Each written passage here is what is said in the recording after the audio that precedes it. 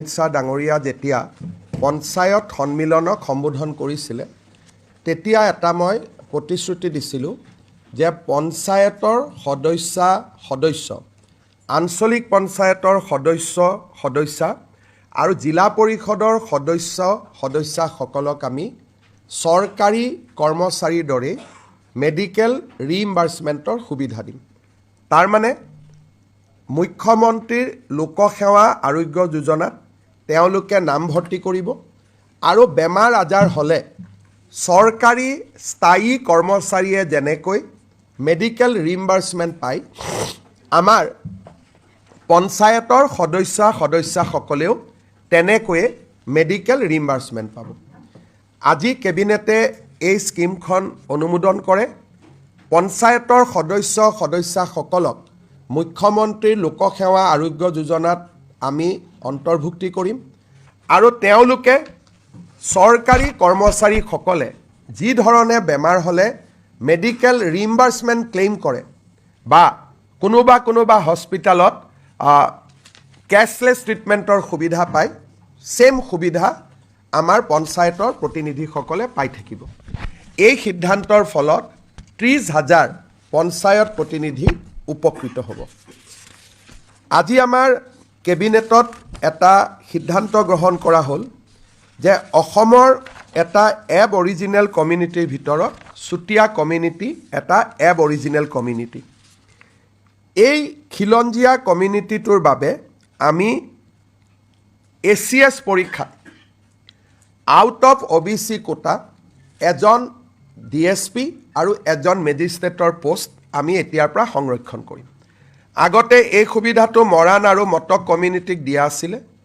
এতিয়াৰ পৰা চুতীয়া জনগোষ্ঠীৰ লোকেও এজন DSP আৰু এজন মেজিষ্ট্ৰেট প্ৰত্যেক বছৰে নিশ্চিতভাৱে লাভ কৰিব। আজি আমাৰ কেবিনেটত যোৱাকালি মই ডিব্ৰুগড়ত গৈছিলোঁ। অৰুণাচল প্ৰদেশত বাস কৰা মৰাণ জনগোষ্ঠীৰ লোকক আমি অসমত PRCৰ সুবিধা দিছিলোঁ, কিন্তু চাকৰিত এপ্লাই কৰিবৰ কাৰণে তেওঁলোকক এমপ্লয়মেণ্ট এক্সচেঞ্জতো নাম ৰেজিষ্টাৰৰ সুবিধা দিব লাগিব। আজিৰে পৰা আমি মৰাণ লোকসকলক যিসকলে অৰুণাচলত বাস কৰে তেওঁলোকক তিনিচুকীয়া জিলাৰ এমপ্লয়মেণ্ট এক্সচেঞ্জত নিবনুৱা হিচাপে নাম ৰেজিষ্ট্ৰেশ্যন কৰাৰ বাবে আমি সুবিধা দিছোঁ।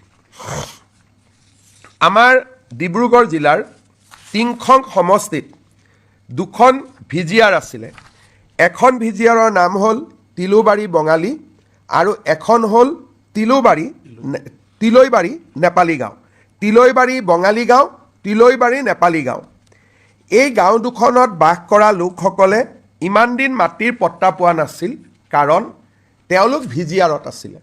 আজি আমি এই দুইখন গাঁও VGR উইথড্ৰ কৰোঁ, বেলেগ খালী মাটিত আমি VGR স্থাপন কৰোঁ আৰু তিলৈবাৰী নেপালী গাঁও আৰু তিলৈবাৰী বঙালী গাঁৱৰ বাসিন্দাসকলে মাটিৰ পট্টা পোৱাৰ পথ আমি প্ৰশস্ত কৰোঁ। এইটো আমাৰ টিংখং সমষ্টিৰ বিমল বৰাৰ সমষ্টিৰ দুখন গাঁও আছিলে। আজি কেবিনেটত আৰু এটা সিদ্ধান্ত লোৱা হ'ল। চাহ বাগিচাৰ মাটিৰ আবণ্টনৰ প্ৰপত্ৰসমূহ আমি 9 তাৰিখে দিনৰ 2 বজাত বিতৰণ কৰিম, কিন্তু বহুত চাহ বাগিচা নগৰ অঞ্চলত পৰে। যদি নগৰ অঞ্চলত পৰে প্ৰিমিয়ামটো বহুত টকাৰ হৈ যাব। বাগিচাৰ শ্ৰমিকেতো যেনেকৈ আজি সোণাপুৰৰ চাহ বাগিচা বাগানৰ শ্ৰমিকে প্ৰিমিয়াম দিলে লাখ টকাৰ প্ৰিমিয়াম দিব লাগিব, কাৰণ এইখন উইদিন GMD এলেকা পৰে। সেইকাৰণে ডিব্ৰুগড় টাউনতো বহুত কেইখন বাগিচা আছে। যদি টাউনৰ মাটিৰ প্ৰিমিয়াম হয় তেতিয়াহ'লে তেওঁলোকে মাটিৰ প্ৰিমিয়াম দিব নোৱাৰিব। গাঁৱত যদি প্ৰিমিয়াম দিব লাগে 1 বিঘা মাটিত 500 টকা দিব লাগিব। বাগানৰ শ্ৰমিকে হয়তো 500 টকাও দিব নোৱাৰিব। আমি তেওঁলোকক কৈছোঁ যে 5 বছৰৰ ভিতৰত 500 টকা দিলেই হ'ব। টাউনৰখিনি বা গাঁৱৰখিনি এই দুইখিনিক প্ৰতি বিঘা মাটিত আমি মাত্ৰ 500 টকা প্ৰিমিয়াম ল'ম, তাকো 5 বছৰত দিলে হ'ব। আৰু বাগানৰ মাটিৰ বিতৰণৰ আনুষ্ঠানিক কাম, প্ৰপত্ৰ বিতৰণৰ কাম আমি 9 ফেব্ৰুৱাৰী দিনৰ 2 বজাৰ পৰা আৰম্ভ কৰিম। মই ডিব্ৰুগড়ৰ দিনজয় চাহ বাগিচাত থাকিম, বাকী মন্ত্ৰীসকলেও বা বিধায়কসকলেও বিভিন্ন চাহ বাগিচাত উপস্থিত থাকিব। আজি আমি মিছন বসুন্ধৰাৰ অধীনত আমি অসমৰ কেইবাখনো জাগাত মাটিৰ পট্টা আমি বিতৰণ কৰোঁ। কেবিনেটে আজি RIDFৰ পৰা ধেমাজি আৰু ডিব্ৰুগড়ত দুটা মিল্ক প্ৰচেছিং প্লাণ্ট নিৰ্মাণ কৰিবলৈ 135 টকাৰ ঋণ 135 কোটি টকাৰ ঋণ নাবাৰ্ডৰ পৰা ল'বৰ বাবে সিদ্ধান্ত গ্ৰহণ কৰে। আজি কেবিনেটত আমাৰ এটা গোচৰ ৰেজিষ্ট্ৰেশ্যন হৈছিলে আলী তৌকিৰ শ্বেখ বুলি এজন ব্যক্তিৰ বিৰুদ্ধে। আজি আমাৰ কেবিনেটত এই সংক্ৰান্তত যি SIT গঠন কৰা হৈছিল তাৰ ওপৰত আজি আমাৰ অনানুষ্ঠানিক আলোচনা হয়। কেবিনেটে গৃহ বিভাগক নিৰ্দেশ দিছে যে 7 তাৰিখৰ কেবিনেটত ফৰ্মেল এই বিষয়বস্তুটো আনিব লাগে আৰু কেবিনেটে মুখ্যমন্ত্ৰীক অধিকাৰ দিছে যে 8 ফেব্ৰুৱাৰী তাৰিখে দিনৰ 10:30 বজাত সাংবাদিক মেল এখনৰ জৰিয়তে SITৰ প্ৰতিবেদনখন যিমানখিনিলৈকে পাৰি ৰাজহুৱা কৰিবৰ বাবে। 7 তাৰিখে গধূলি কেবিনেটত আমাৰ কেবিনেটত দুটা ছিষ্টেম আছে। প্ৰথমতে আমি ইনফৰ্মেলি পাতি লওঁ আৰু কোনটো লাইনত কেবিনেট মেমৰেণ্ডাম আহিব লাগে আমি ডিপাৰ্টমেণ্টক নিৰ্দেশ দিওঁ। 7 তাৰিখে গৃহ আৰু ৰাজনৈতিক বিভাগে কেবিনেট মেমৰেণ্ডামখন আনুষ্ঠানিকভাৱে আনিব। 8 তাৰিখে দিনৰ 10:30 বজাত ৰবিবাৰ আছে আমি এই কেবিনেট মেমৰেণ্ডামখন বা SITৰ ৰিপৰ্টটো টু দ্য এক্সটেণ্ট পচিবল যিখিনি গোপনীয় তথ্য নহয় তাক আমি আটাইখিনিক ৰাজহুৱা কৰিবলৈ কেবিনেটে মুখ্যমন্ত্ৰীক অধিকাৰ প্ৰদান কৰিছে। 8 তাৰিখে 10:30 বজাত মুখ্যমন্ত্ৰীৰ এই কক্ষতে এই সাংবাদিক মেল অনুষ্ঠিত হ'ব। আপোনালোকক আমি আজিয়ে সাদৰ নিমন্ত্ৰণ কৰিছোঁ। লগতে যিখিনি নেশ্যনেল প্ৰেছ আছে তেওঁলোকে যদি দিল্লীৰ পৰাও কোনোবা সাংবাদিক আহে বা আমাক আগতীয়াকৈ জনায় আমি তেওঁলোকৰ কাৰণেও যিখিনি এটা নৰ্মেল যিখিনি ব্যৱস্থা কৰিব লাগে অহাৰ পাছ দিয়া সোমোৱা যিখিনি কৰিব লাগে সেইখিনি আমি ফেচিলিটেট কৰি দিম। গতিকে কেবিনেটত আজি মুখ্যতঃ এইখিনি আলোচনা হৈছে। আপোনালোকৰ যদি কিবা প্ৰশ্ন আছে আপোনালোকে সুধিব পাৰে। এইটো গৌৰৱ গগৈৰ লগত প্ৰত্যক্ষভাৱে জড়িত আছে। আজি আমি কেবিনেটত আলোচনা কৰোঁ। কেবিনেটত SITয়ে 3 গৰাকী ব্যক্তিক প্ৰত্যক্ষ ৰূপে পাকিস্তানৰ লগত সম্পৰ্কৰ অভিযোগৰ প্ৰমাণ দিছে। Ali Tauqir Sheikh,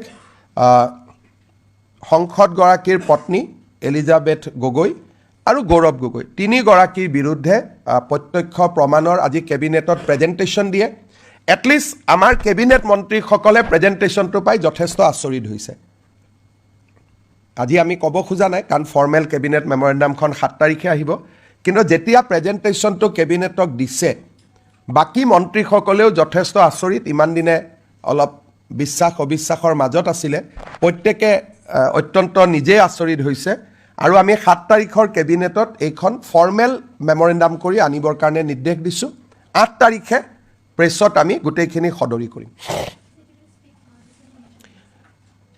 Today, Cabinet has informally discussed the SIT report related to a sensitive cases involving one Pakistani national Ali Tokir Sheikh, one British national Elizabeth Gogoi, one Indian national Gaurav Gogoi. After going through the PowerPoint presentation, Cabinet has directed Home and Political Department to place a formal Cabinet memorandum on 7th of February, indicating further steps they wants to take. And also Cabinet has further authorized Chief Minister in his capacity as a Home Minister to reveal whatever is possible to reveal before the press on 8th February at 10:30 AM. তথ্যখিনি আপোনালোকে 8 দিন আৰু ধৈৰ্য ধৰিব লাগিব। আৰু কোনোবা মন্ত্ৰীয়ে যদি আপোনালোকক আৰু কৈ দিয়ে বেলেগ কথা, কাৰণ তেওঁলোকে এতিয়াৰ পৰা জানিলে, আগতে মই জানিছিলোঁ। কিন্তু 8 তাৰিখে 10:30 বজাত যিহেতু আমি দেশৰ সকলো সাংবাদিকক নিমন্ত্ৰণ কৰিছোঁ, যদি আপোনাক কৈ দিওঁ তেওঁলোকতো কোনো আহাৰ মিনিঙে নাথাকিব। আমি আজি অন্তত আমাৰ মুখ বাদ দিওঁ, আপোনালোকে ইমানখিনিতো তেওঁলোকে ক'ব বাকী মেম্বাৰখিনিয়ে যে তেওঁলোক যথেষ্ট আচৰিত হৈছে। 2-এজনে মূৰতে হাত দিছে যে তৰুণ গগৈ ল'ৰা এইটো পৰ্যায়ত কেনেকৈ যাব পাৰে। সেইটোলৈ আমিও চিন্তিত। তেওঁলোক সকলোৱে ক'বই আৰু ময়ো যিমানখিনি ক'ব পাৰোঁ কেইটামান কথা ক'ব নোৱাৰোঁ বাকীখিনি আপোনালোকক একেবাৰে ব্যক্তিগত কথা কিছুমান কোৱা উচিত নহয় কিন্তু মই যিখিনি দেখুৱাম মই ভাবোঁ ডেট ইজ গুড এনাফ চাওক তেতিয়া এনেই প্ৰতিদিনেতো ডিফেণ্ড কৰিব খুজিবই যে নহয় এইবোৰ একো নাই এক্সাম্পল কৈছোঁ দুই এখন পেপাৰে তেওঁক ডিফেণ্ড কৰিব খুজিব কিন্তু সত্যটো সত্যই থাকিব এতিয়া কি হৈছে ইলেকশ্যন আছে কাৰণে দুই এজনে তেওঁৰ হৈ ক'ব মই এডভান্স কৈ দিছোঁ ষ্টুডিঅ'ত জঁপিয়াব ক'ব ঠিক থাকিব কিন্তু সৰ্বসাধাৰণ মানুহৰ কাৰণে যিহেতু প্ৰেছৰ জৰিয়তে মানুহে গম পাবই মানুহৰ কাৰণে যথেষ্ট আচৰিত হ'বলগীয়া প্ৰতিবেদন হ'ব মানুহৰ কাৰণে এতিয়া টকশ্ব'ত কি হয় মই ক'ব নোৱাৰোঁ কিন্তু সাধাৰণ মানুহৰ কাৰণে এইখন যথেষ্ট গুৰুত্বপূৰ্ণ এটা চেনচিটিভ ডকুমেণ্টছ হ'ব তদন্তটো স্যার এনআইএলে যাব না কি আমার সরকার আমি আনিব দিছোঁ যে NIAক হোম ডিপাৰ্টমেণ্টে দিব খোজে নে ৰক দিব খোজে নে আমি IBক দিব খোজোঁ না গৃহ মন্ত্ৰালয়ক দিব খোজোঁ আমি 7 তাৰিখে যেতিয়া কেবিনেট ডিচিশ্যন ল'ম তেতিয়া সেই পাৰ্টটো তাতে থাকিব তাতে মানে এই বস্তুটো আমাৰ ফালৰ পৰা 8 তাৰিখে আমি জৱনিকা পেলাই দিম আমি তাৰ পিছত ভাৰত চৰকাৰে যি ধৰণে আগবঢ়ায় আমি এটা আজিও কৰিব পাৰিলেহেঁতেন 30 তাৰিখে গৃহমন্ত্ৰী আহিবৰ কাৰণে আজি আমি নকৰিলোঁ আৰু চবেই ক'লে যে 8 তাৰিখে কৰা ভাল ৰবিবাৰ আছে সকলো মানুহে দিল্লীৰ পৰাও কোনোবা আহিব খুজিলে আহিব পাৰিব হ'ব আৰু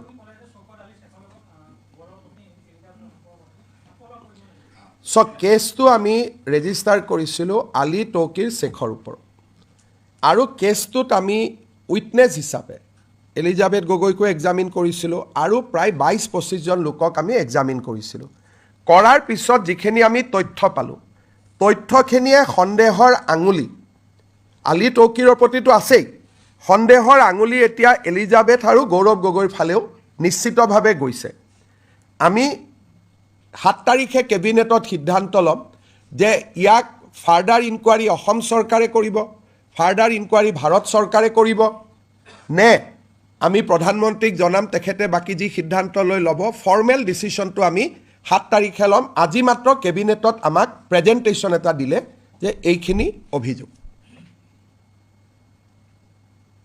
এইটো এতিয়া বাকী ক'ত কি আছে এইখিনি 8 তাৰিখলৈকে আপোনালোকে অপেক্ষা কৰিব আৰু ইমানে কথা